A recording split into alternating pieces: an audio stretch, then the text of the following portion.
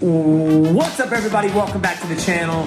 It's me, your man, Stephen Wonderboy Thompson, here with my man Westin Wilson. We are actually in Utah, Park City. Like higher altitude even than Salt Lake City, which was the plan. So sorry about the background, dude. We were literally in our Airbnb trying to film this thing. So we're constantly bringing you guys action today. We're gonna be breaking down UFC 307 main card. Starting off with Kevin Holland. I wish. Let's go. Let's get into the video. What up, everybody? Everybody. What's up, everybody?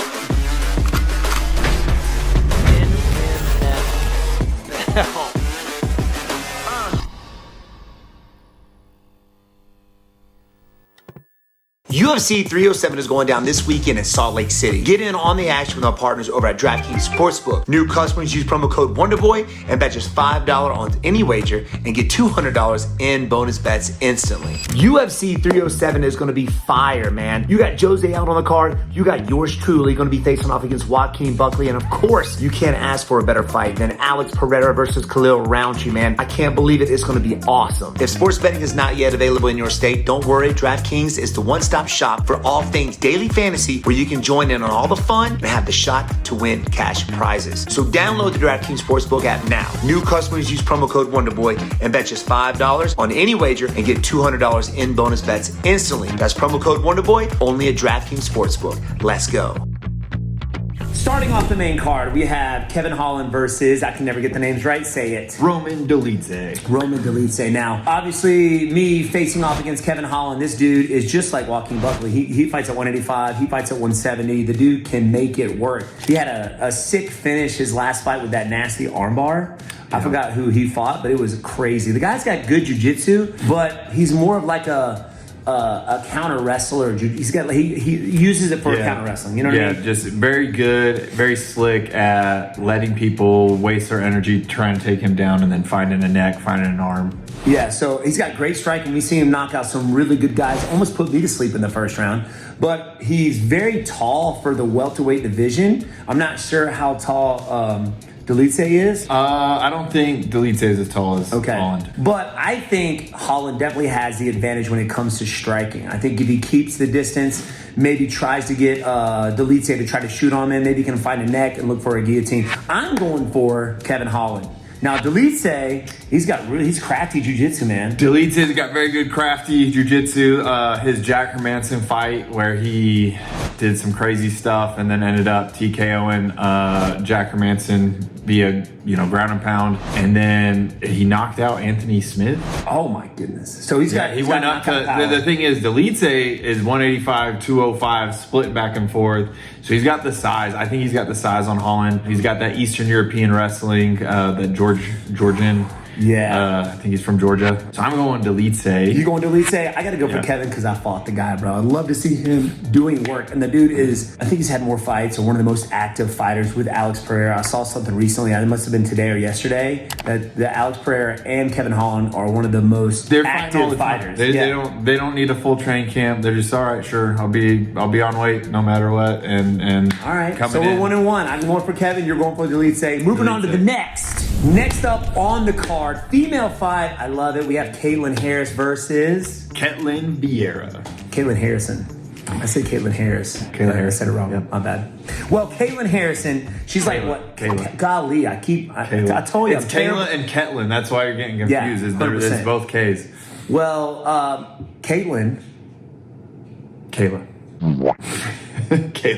Kayla Harrison, dude, she's like a monster. She's undefeated, I think, right? 15-1. She lost in the PFL once. What? Yeah. Did she get tired? No, just a decision. Got you. Oh, okay. Lost the decision. Caitlyn Harrison, obviously, she's a judoka, very gold medalist. Powerful. She's got bigger arms than I do. She's jacked to the T. She walks around bigger than I do. She walks around like 175. She heads down to like 135. You don't want to mess with her, dude. No, she posted a picture like in her training camp on her Instagram of like her and all her training partners, and then she posted all their weights, and she was like she walks around bigger than I do. Golly, I saw her picking up Alex Pereira on Instagram. Did you see that? Oh, dude, she's a monster. She's a monster, dude. I feel for Caitlyn. Caitlyn's though, she's 8-3. She's got a lot of tenure in the UFC, more than Kayla. Beat Sarah McMahon. She beat Kat Zingano. Got some submission wins. She got some TKO wins, but mostly are a decision, right? Yeah, she had a lot of decisions, a couple TKOs and more submissions. You think in order for her to win the fight, she's going to have to keep the fight standing, or just be the well-rounded MMA fighter? I think if Caitlyn wins, she's going to keep it standing and just try to exploit Kayla's. Striking. Kayla's gonna have to probably if she does get pieced up, Kayla's gonna have to use her size and get her up against the fence and use her judo, her grappling to try to win. I'm going for Kayla. Yeah, I'm going Kayla Harrison on this. We gotta go for Kayla. U.S. Olympic gold medalist. Man. Gotta rep USA. Let's go, baby. Moving on to the third fight. Next up, third fight on the card, we have Jose Aldo versus Mario Batista. Now, you guys know me being a veteran. I gotta get faded up because you're starting to see the gray hairs here. I gotta go with my man Jose Aldo. Right off the bat, my man Jose Aldo has fought the best of the best in the entire world. Like nobody, literally in the UFC right now, like hands down, has his credentials. Now, I mean, the dude, he brought the lightweights on the map back in the WEC days where he beat Uriah Faber. Left Uriah's leg like hamburger meat. Oh, I remember that fight. I bring that fight up a lot because Uriah Faber doesn't switch sides and he just kept, keeping that same type of. But Uriah, I don't think he stopped him. I think he kept going. Yeah, kept going. He had a wheelchair him out of the cage though. Yeah, what a warrior. And that dude's still a warrior, man. I mean, obviously here lately it's been like a swing or miss when it comes to like Jose Aldo. I feel like he's let a lot of people off the hook. He hurts the guy or he throws his leg kicks and kind of just, I don't know, like lets him off a little bit when things starts working. But, he retired and now he's come back. Yeah. Well, he retired, he did boxing, and then now he's come back. Yeah. And he looked phenomenal against Jonathan Martinez. He looked good. So good. What fight card was that? That was in May. I think it was the Rio UFC 301. Oh, okay. Got you. But I mean, he looked crisp. He looked very, very good. Now, do you think this is just a test? I think it's a test for Mario Batista. He's 8-2 in the UFC. He's coming off a great win over Ricky Simone, man, against Jose Aldo, bro. But yeah, it's a big test, and it's welcome to the top 15. I think. Welcome to the jungle. Yeah. Who you got? I got Jose Aldo. Me too. I can't go against the King of Rio. Let us know down in the comments below who you got winning each fight. We want to know, baby. Moving on to the next fourth fight, we got Raquel Pennington versus Juliana Pena. Now, Pena has been around for a while, but she hasn't been around for a while. I think they both were in the same season Ultimate Fighter. I think it was the Miesha Tate, Ronda Rousey season. You know what's crazy? Fighter. I was the main event of the Usman season, and Usman was champ. I wasn't. Started from the bottom now.